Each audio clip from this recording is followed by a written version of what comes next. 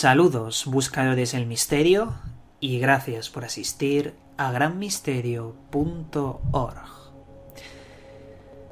¿Es posible que en la antigüedad hayan existido entre el hombre, entre la mujer, una raza de seres gigantes? Si esto fuera posible, obviamente la arqueología y la ciencia hubieran encontrado vestigios de esos esqueletos de los gigantes, esa tecnología que utilizarían, sus artefactos, sus ropajes. Pero oficialmente la ciencia no ha encontrado nada. Y recalco oficialmente porque parece ser que la voz de la ciencia oficial está por encima de los descubrimientos de científicos minoritarios, científicos que no tienen una amplia voz para comunicar estas cosas, ya que sí que existe un pequeño grupo de arqueólogos y científicos que ha encontrado evidencias reales de que podrían haber existido gigantes en la antigüedad. Y de esas pruebas vamos a hablar en este vídeo. Hay que indicar una cosa muy importante. En todas y cada una de las culturas de todo el mundo, sin importar la separación en espacio, los continentes o incluso el tiempo, existen siempre dos patrones que se repiten.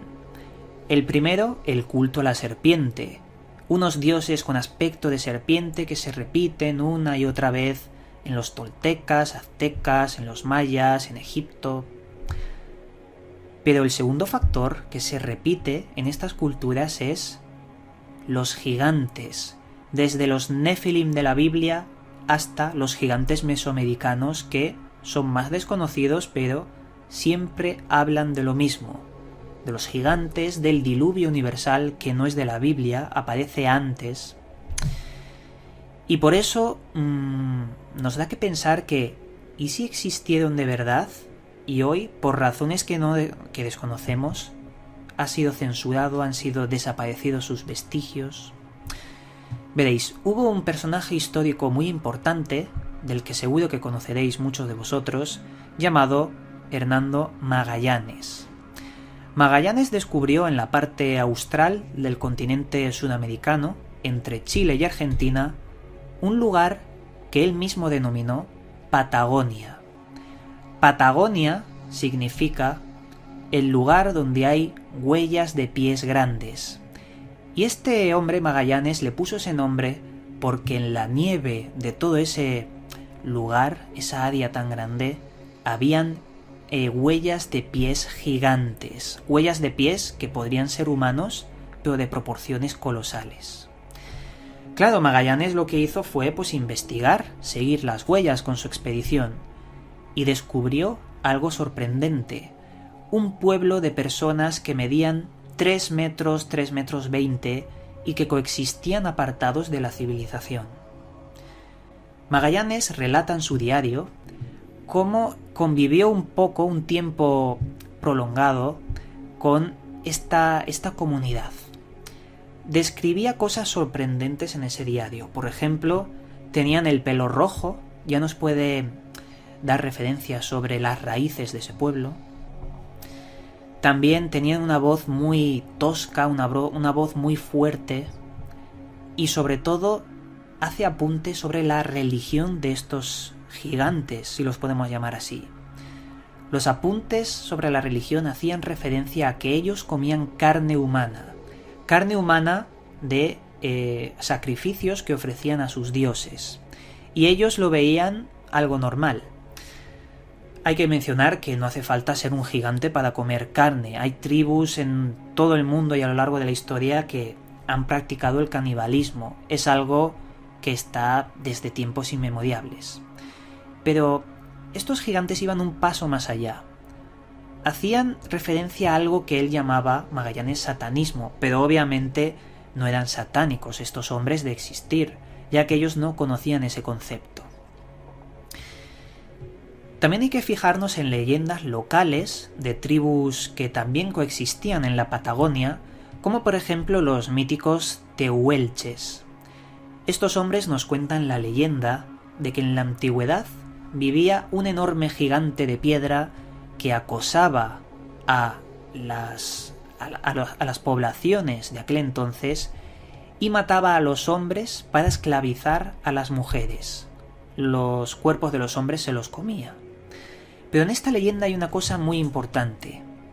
Este gigante de piedra tenía una debilidad, y esa debilidad estaba en el talón de ese gigante. Las mujeres vieron que su debilidad era el talón, por lo que pusieron y enterraron un montón de grandes palos afilados por los que se clavó el gigante, cayó al suelo y con flechas le dejaron ciego, matando al gigante.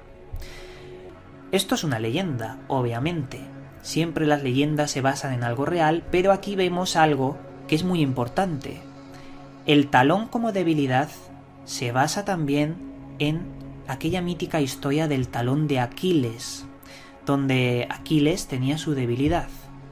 Y vemos otra vez cómo esas historias, separadas en tiempo y en lugar, repiten patrones.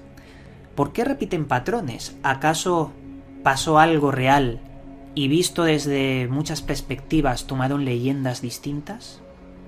Pero vamos a continuar, porque hay una tribu de indios muy importante llamada los Arikaras, que pertenecen a praderas de Norteamérica y que nos hablaban de un dios en particular y muy extraño, si lo podemos decir.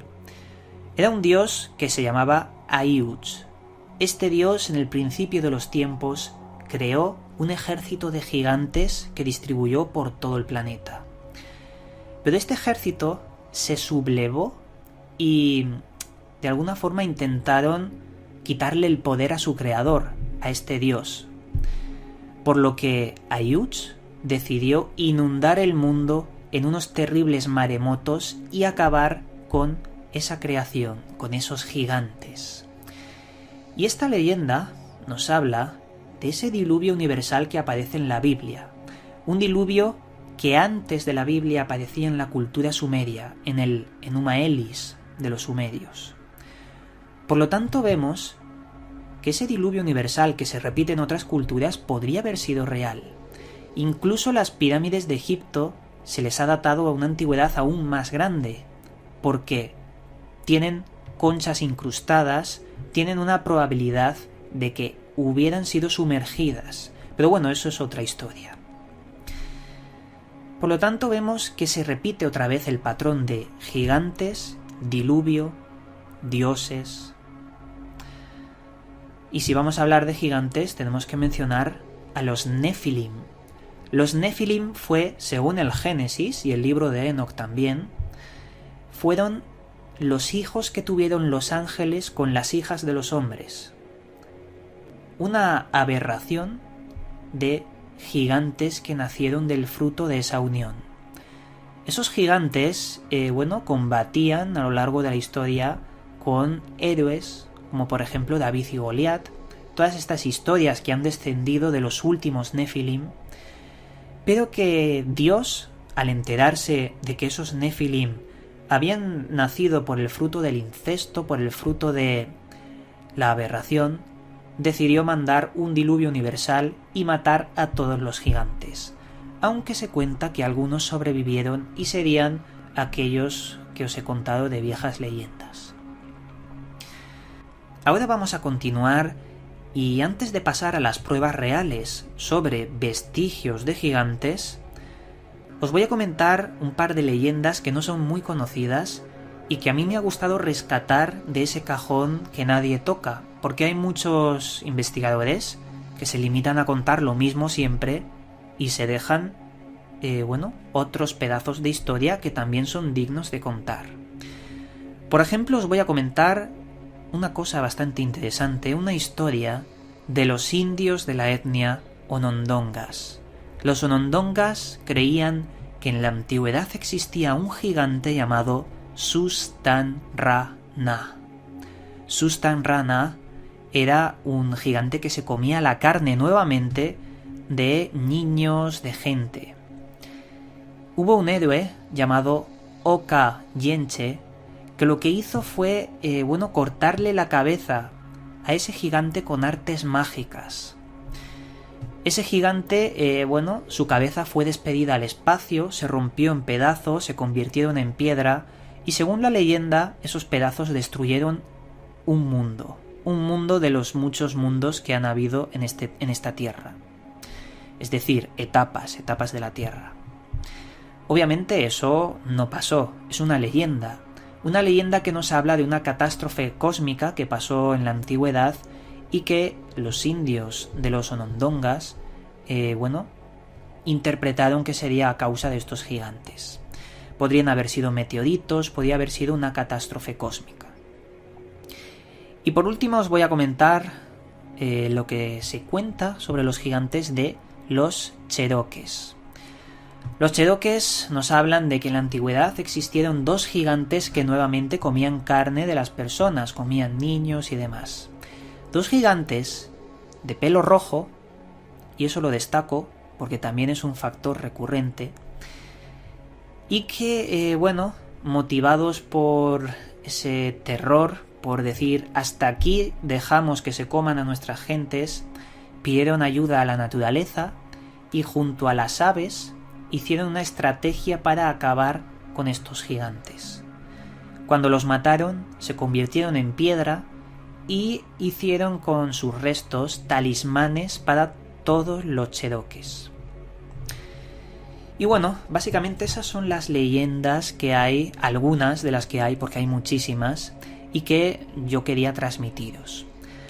Ahora vamos a las pruebas. ¿Qué pruebas hay sobre este tipo de gigantes? En primer lugar, y muy importante, hay miles y miles y miles de pruebas falsas, muchas fotografías que han manipulado por ordenador, hay muchísimas de esas. Y eso es interesante mencionarlo porque gracias a esas fotografías las supuestas pruebas reales son inválidas, porque como hay tanto fraude, las pruebas reales se pierden en ese fraude. Y esa es una de las armas con las que juega la ciencia oficial, el decir que todos son fraudes. Como es imposible, es fraude. Esto ya lo comentamos. Vamos a hablar de un balneario que está en Chile llamado el Balneario de las Rocas de Santo Domingo. Allí existen dos rocas en las que aparecen huellas petrificadas de dos pies, un pie izquierdo y otro pie derecho. La particularidad de estos pies, que van seguidos y están petrificados en la arena, que luego se convirtió en una roca, es lo que miden. Miden 72 centímetros de largo y 25 de ancho, lo que pertenece a una persona de 5 metros aproximadamente. Las huellas de una persona normal pueden medir hasta 27 centímetros de largo y 9 centímetros de ancho. Por lo tanto, estamos hablando de que esas huellas, que, insisto, hay una izquierda y una derecha, podrían pertenecer a gigantes. Pero como no lo sabemos, lo dejamos en el cajón de pruebas dudosas. Vamos a las pruebas más interesantes. En Siria se encontraron hachas que pesaban más de 6 kilos y medían 32 centímetros. La gente que intentó cogerlas no podían utilizarlas, por lo que se lanzó una hipótesis de que esas hachas podrían pertenecer a una cultura de seres antiguos que eran mucho más altos que nosotros, aproximadamente unos 4 metros. Ya es bastante alto. Pero incluso yo creo que un gigante para la antigüedad podría pertenecer a una persona de 2 metros y medio. 2 metros y medio es bastante para aquellas personas. Pero sin ninguna duda, la prueba más importante de este asunto se encuentra en Nevada, en la cueva de Lovelock. En esa cueva se halló sandalias de 40 centímetros, se hallaron un montón de artilugios muy grandes e incluso 3 momias de unos seres que medían 4 metros.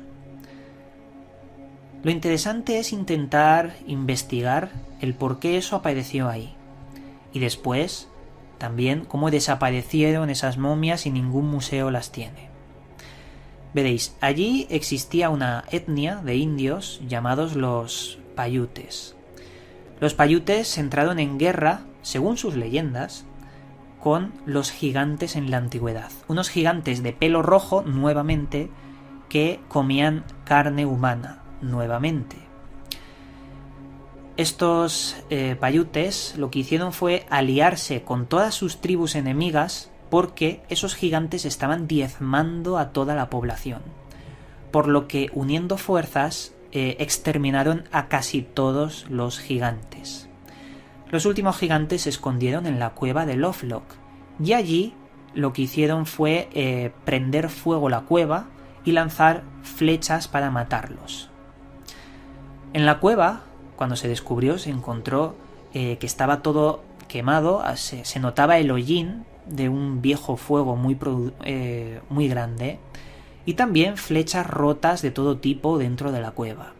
Pero lo que más les llamó la atención fue encontrar una huella de una mano súper grande, muy grande, que estaba tocando la pared y que se quemó dejando la huella de la mano. Hay un contorno de una huella inmensa en la pared.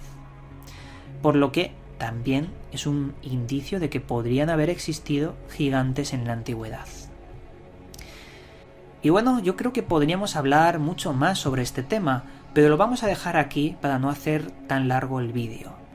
La verdad es que existen leyendas, hay un montón de leyendas sobre este asunto, y también podríamos hablar de más vestigios, entre comillas, reales, entre tanta paja, entre tanta manipulación. Por ejemplo, me estoy acordando, antes de acabar, y os cuento rápido, de un dedo gigante momificado que se encontró, creo que en Egipto, aunque para mí eso es algo dudoso. Se hicieron varias pruebas de rayos X y lo daban como real, pero no sé, me parece demasiado evidente. Si de verdad hay una conspiración para censurar esos gigantes, ese dedo nunca debería haber salido a la luz, lo deberían haber censurado antes. Pero bueno, ahí lo dejamos. Mi opinión personal: es posible que en la antigüedad hubieran vivido otras humanidades, otras civilizaciones, y podrían haber sido gigantes. ¿Por qué no? ¿Por qué no iban a ser gigantes?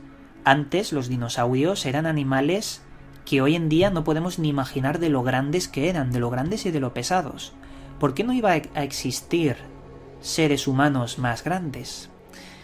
La verdad es que en las culturas antiguas nos hablan de todos ellos, como hemos visto, pero sobre todo en la Sumeria nos hablan de manipulación genética por parte de los Anunnaki y una raza de gigantes que a posteriori salieron, luego también diezmaron. Pero bueno, yo creo que eso sería ya otra historia. Lo dejamos aquí, el misterio está servido y continuamos con Gran Misterio.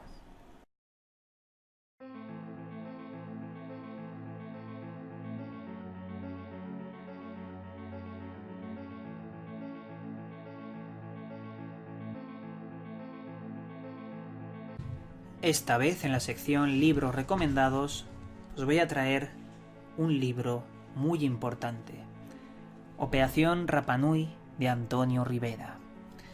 Antonio Rivera ha sido uno de los mayores ufólogos investigadores de todos los tiempos. Es toda una leyenda por haber aportado datos muy precisos, muy objetivos y siempre buscando el misterio más absoluto. Este hombre nos ha transmitido la pasión en todos sus libros. Por ejemplo, su libro Proceso a los ovnis lo llegué a comprar 5 veces para regalar 4 de ellos, porque sabía que no podía desaprovechar que la gente no leyese esos libros, porque son tan buenos sobre la ufología, sobre estos temas, que nadie debe perdérselos. Obviamente ya sabéis de qué habla este libro, de Rapa Nui, la isla de Pascua. Nos habla del viaje que hizo Antonio Rivera a la isla de Pascua y de las observaciones que apuntaban a que esa isla fue construida por seres de otro planeta, por los dioses de las estrellas. Incluso hace menciones sobre Egipto y la conexión que tiene Egipto con la isla de Pascua. Incluso también deja entrever que podrían haber sido los mismos, los dioses de Egipto, que construyeron Rapa Nui. Pero no os desvelo más, este libro es la joya de la corona en cuanto a Rapa Nui, la isla de Pascua, Si tenéis que saber o queréis investigar sin desinformación, lo más condensado, la información más contundente de este tema, tenéis que investigar este libro. Y nada, dicho esto, como siempre, os mando un cálido abrazo y nos volveremos a ver en otro vídeo. Una de las reformas implicaba derrumbar una pared que tenía en su casa, y cuando la derrumbó descubrió una enorme cavidad.